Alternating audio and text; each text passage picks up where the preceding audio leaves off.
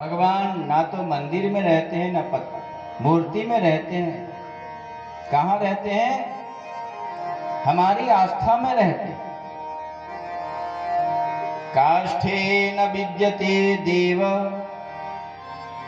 शिलायां न कदाचन भावे ही विद्यते देव तस्मात् भावम ही कुर्यात्। भगवान कहीं नहीं रहते, हमारे भाव में ही भगवान है। हम मानेंगे कि मूर्ति में भगवान है तो भगवान है, मूर्ति पत्थर है तो पत्थर है। इसलिए आस्तिक और नास्तिक। और आपको पता है इस समय वर्तमान में नास्तिकों की जमात चली है जो कहते हैं कि ईश्वर मूर्ति में नहीं है। मूर्ति पूजन का खंडन करते हैं लोग। मूर्ति में ईश्वर को नहीं मानते हैं, अनीश्वरवादी। इसलिए इन लोगों से सावधान रहिए आप।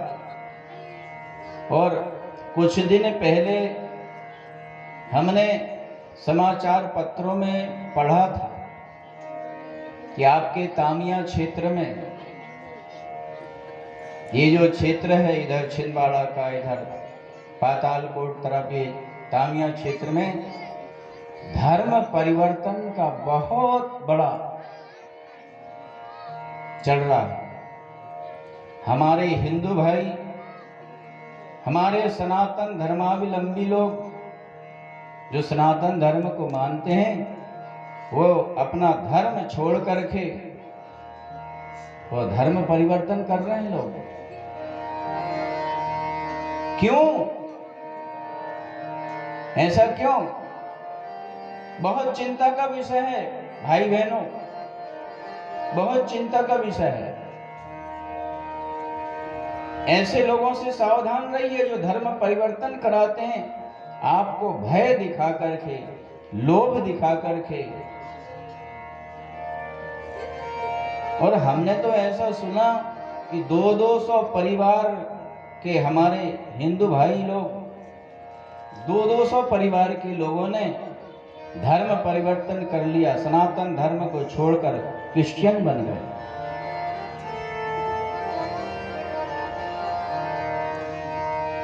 कुछ काल में बड़ी बुरी परिस्थिति आने वाली है। ये लोग अपना धर्म का प्रचार करके हमारे भोले भाले हिंदुओं को भटका करके और हमारे धर्म परिवर्तन कर ले। हम सावधान रहें, अपने बच्चों को अपने ही स्कूल में पढ़ाएं। जो हमारे सनातन धर्मावलंबियों का स्कूल है उसमें हम दाखला दिलाएं। क्योंकि जब बचपन से ही बच्चे को ऐसी बुद्धि डाली जाएगी कि अरे शिव जी के ऊपर दूध चढ़ाने से क्या होता है, मंदिर में भगवान नहीं होते हैं, मूर्ति में भगवान नहीं है। आपको पता है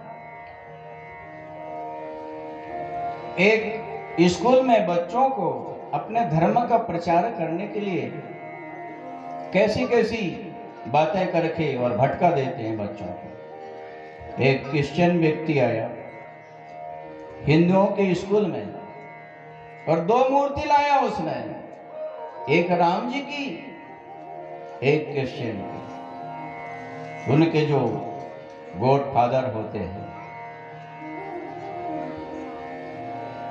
तो राम जी की मूर्ति लोहे की बनाकर खिलाया और जो उनके गॉड फादर होते हैं उनकी लकड़ी की मूर्ति। और कहा कि देखो बच्चों, इन दोनों मूर्तियों को मैं पानी में डालता हूं। स्वाभाविक है, जो लोहे की मूर्ति, लोहा तो पानी में डूब ही जाएगा। तो राम जी पानी में डूब गए और उनके गॉड फादर तैरने लगे। बोले देखो, जो स्वयं पानी में डूब जाए वो तुम्हारा क्या उद्धार करेंगे, क्या तुमको बचाएंगे। इसलिए राम जी की भक्ति छोड़ो, राम राम कहना छोड़ो, हमारा धर्म है अपना। अब बच्चों ने यही सीख लिया महाराज। कुछ दिन के पश्चात एक संत उस स्कूल में अपने सनातन धर्म का प्रचार करने के लिए आए। बताए राम जी की भक्ति करना चाहिए, राम उद्धार करने वाले हैं। बच्चों ने कहा नहीं नहीं महाराज, राम जो स्वयं डूब जाए वो हमारी क्या रक्षा करेंगे। अरे बच्चों के मन में ऐसी प्रभु के प्रति अनास्था किसने पैदा कर दिया। बताया बच्चों ने ऐसा ऐसा। अरे दोबारा बुलाओ उनको। दोबारा उनको बुलाया गया, वही मूर्ति को लेकर के। महात्मा ने कहा है आज तक कभी जल परीक्षा हुई? जब भी हुई है तो अग्नि परीक्षा हुई है। दोनों मूर्तियों को अग्नि में रखा गया। राम जी तो बच गए, वो बेचारे गॉड फादर जल गए। तो ऐसी छोटे छोटे बच्चों को शिक्षा देते हैं और उनकी बुद्धि में अपने धर्म के प्रति आस्था जागृत। सावधान रहिए, लोग लोभ देकर के, पैसा देकर के और हमारे हिंदू भाइयों को भटका देते हैं और अपने धर्म में ले आते हैं। हमारे राम जी में किस बात की कमी है? कृष्ण जी में किस बात की कमी है? दुर्गा जी क्या नहीं देती है आपको? भोलेनाथ क्या नहीं देते आपको? हनुमान जी से जो कुछ मांगोगे सब कुछ मिलेगा। आपको धन चाहिए ना, नैना देवी विराजमान है आपके लिए। प्रार्थना तो करके देखिए सच्चे दिल से, कितना धन चाहिए आपको। थोड़े से धन के लोभ की वजह से आप अपना धर्म परिवर्तन कर लेते हैं। धिक्कार है आपको। अरे यदि आप बहुत गरीब भी है तो इस समय तो शासन ने गरीबों के लिए निःशुल्क अन्न की व्यवस्था की है। मोदी जी ने कितनी अच्छी व्यवस्था की है आपके लिए। गरीब यदि हैं तो कई संस्थाएं खुली है, ऐसा नहीं कि आपका उदर पोषण नहीं हो सके। और गीता में तो यह कहा है, भगवान श्री कृष्ण ने अर्जुन से स्वधर्मे निधनम श्रेय परधर्मो भयावह। यदि भूख की वजह से आपकी मृत्यु हो रही है तो अपने धर्म का पालन करते करते मर जाओ, और दूसरे का धर्म नरक ले जाने वाला भयावह। कृष्ण कह रहे हैं सुन, स्वधर्मे निधनम श्रेय परधर्मो भयावह। अपने धर्म में मर जाओ पर दूसरे के धर्म को ग्रहण मत करो। आपको पता है नास्तिक कहां जाता है? नास्तिक की क्या गति होती है? नास्तिक को कौन सा फल मिलता है? शास्त्र कहता है नास्तिक को सीधा नरक मिलता है। और जिसने भी अपने सनातन धर्म को छोड़ करके दूसरे धर्म को अपनाया, नरक जाने के लिए तैयार हो जाना। इसका कोई प्रायश्चित नहीं है।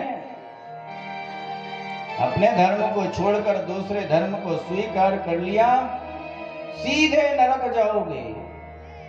सबसे बड़ा पाप है नास्तिक बन जाना, सबसे बड़ा पाप है। अपने धर्म को छोड़ना सबसे बड़ा पाप है। सभी पापों का प्रायश्चित है, इस पाप का कोई प्रायश्चित नहीं है। इसलिए आप 10 लोगों से बात करिए, जहां ऐसी घटना हो रही है, संगठित होकर के, एकत्रित होकर के, और ऐसे लोगों को रोकिए, समझाइए, उनको ज्ञान दीजिए। दूसरे धर्म के लोग जब उनका समय आता है इबादत करने का, तो वो लोग दुकान बंद करके वहां जाते हैं, काम छोड़कर वहां जाते हैं। आप कभी मंदिर की आरती के समय अपनी दुकान बंद करते हैं? अपना काम छोड़ते हैं? नहीं छोड़ते। ये हमारे अंदर, हमारे हिंदुओं के अंदर बहुत कमी है। हमारे आसपास मंदिर है कहीं, तो आरती में आप जरूर सम्मिलित होइए। आरती के समय भगवान भले ही कहीं हो, पर शास्त्र कहता है कि 2 मिनट के लिए, 1 मुहूर्त के लिए आरती के समय भगवान अवश्य में मूर्ति में प्रकट होते हैं। इसलिए दूसरे समय के दर्शन की अपेक्षा भगवान के आरती के समय जो दर्शन है उसका बहुत बड़ा महत्व होता है। इसलिए आपसे प्रार्थना, कम से कम मंदिरों में आरती के समय संगठित होकर जरूर जाइए। अपना काम दुकान सब कुछ छोड़कर जाइए। अपने धर्म को पहचानिए और किसी के लोभ में नहीं आइए। कोई लोभ दे, भय दिखाए, हमारा सनातन धर्म सबसे बड़ा धर्म है। दूसरे धर्म धर्म नहीं है। वो मत हो सकते हैं, वो पंथ हो सकते हैं। किसी व्यक्ति ने एक मत चला दिया, एक रास्ता चला दिया, वो मत पंथ हो सकते हैं, धर्म नहीं हो सकते। धर्म केवल सनातन धर्म है, सार्वभौम धर्म है, सबसे बड़ा धर्म है। जैसे एक सरोवर होता है, सरोवर से छोटे छोटे झरने निकलते हैं, वैसे हमारा सनातन धर्म सरोवर के समान है। और ये मत पंथ है, ये हमारे सनातन धर्म से ही निकला हुआ। इसलिए आप लोगों से प्रार्थना है कि अपना सनातन धर्म को समझिए। रामायण पढ़िए, भागवत पढ़िए, गीता का स्वाध्याय करिए। इससे आपको अपने धर्म के संबंध में जानकारी मिलेगी। दूसरे के भटकावे में मत आइए और अपना धर्म परिवर्तन मत करिए। यदि किसी ने कर लिया है तो उसको समझा बुझा करके अपने घर में वापस बुला लीजिए उसको। कोई यदि ऐसा है तो आप हमारे पास आइए, विधि विधान से आपको अपने घर वापसी हम करवा देंगे। ऐसा कहीं हो रहा है तो आप संगठित होकर उसको रोकिए, ऐसी मेरी प्रार्थना है। बोलिए श्री रामचंद्र भगवान की जय। श्री भरत जी महाराज ने जड़